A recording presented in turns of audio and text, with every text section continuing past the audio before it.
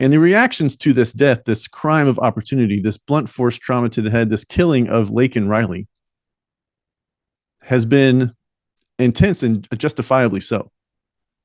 You have representatives, you have senators, you have the governor of Georgia, Brian Kemp, all crying out saying like, hey, immigration has to get under control. It has to be under control. And this opportunity, like I said in the beginning of this episode, would not have even presented itself, would not have even been an opportunity for a crime if the actual laws were on the books were followed, if there weren't policies in place that circumvented the laws, immigration laws, if there weren't bureaucrats and elected officials who think that they know better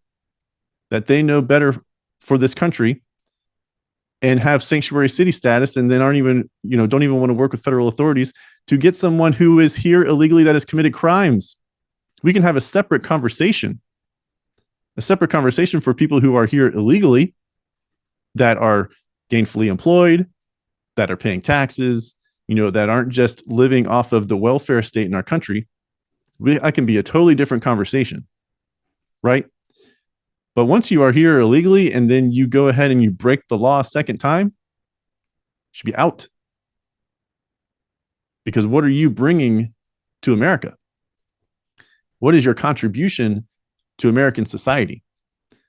And this man, Jose Ibarra, again, he was arrested in New York City. But New York did not keep him long enough for ICE to come pick him up. His opportunity to commit this murder should never have been an opportunity. It should have never existed. And since this murder, since last Thursday, the University of Georgia is adding, they've announced $7.3 million worth of security upgrades, right? Such better lighting, more cameras, call boxes. We had call boxes at the University of Florida. There are these blue columns of sorts. They were about 6 to 8 feet tall. And inside was a button and a dial pad to where you could call for help and it would sound this alarm, strobe light, and everything else would go off to say like, hey, someone needs help in this area. Governor Brian Kemp, the governor of Georgia, has said that Riley's death was preventable.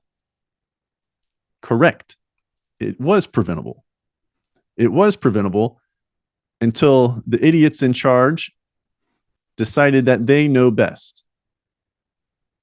That they know best. And now remind you, a lot of these sanctuary city policies, like not around the country, are just a snap reaction to Trump wanting to build the border wall. Right? It was just a snap reaction. Like I've talked about this multiple times in multiple episodes about the progressive mindset. The progressive mindset is that you have to just keep going further down the road, closer and closer and closer to the cliff until you eventually just fall off. There's no rationality or logic to a lot of their decisions. They just think, oh, we got to do the next thing. We got to take the next step. And that is what has happened here. There are congressmen that have been asking for more details about Jose Ibarra. Congressmen saying that Biden and the sanctuary cities are responsible. They are. And then there are some congressmen, Democrats, that are saying not to make snap judgments about immigration policy.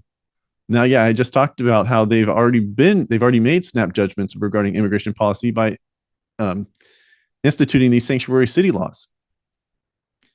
But now, after the murder of a 22-year-old girl who was innocent and just going out for her job and living life, right? A nursing student getting ready to graduate probably in 1 to 2 years, and just going into their career and their adult life, their professional adult life.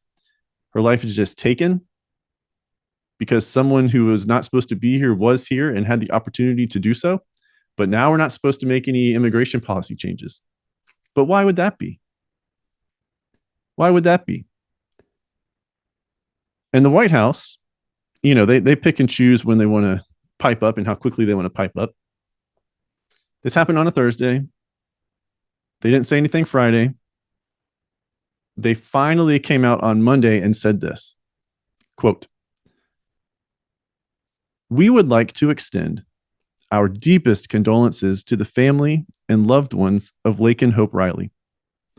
People should be held accountable to the fullest extent of the law if they are found to be guilty.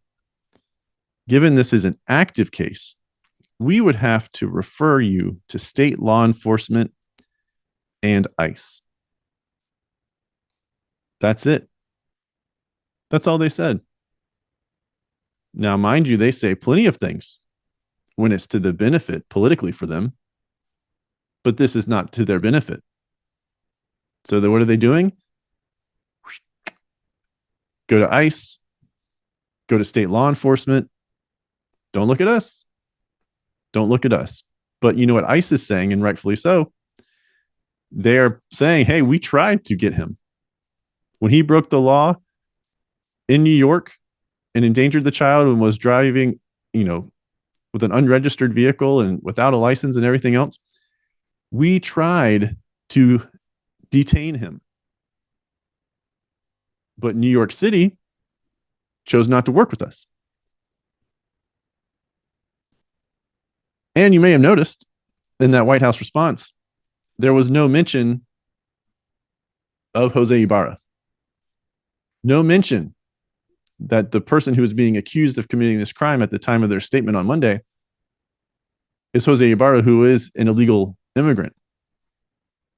Not only who broke the law to come to get into this country because he did not come through the designated port of entry, but in addition to that, broke the law again in New York City. But there's no mention of an illegal immigrant. But you better be dang sure that if this was something that benefited the White House politically, they would have mentioned the nationality or the race of the individual. That's for sure. Hi, I'm Brian Kletter, the creator and host of Counterthought. For more Counterthought content, watch these 2 videos and subscribe to the channel. Thank you for watching, and spread the word.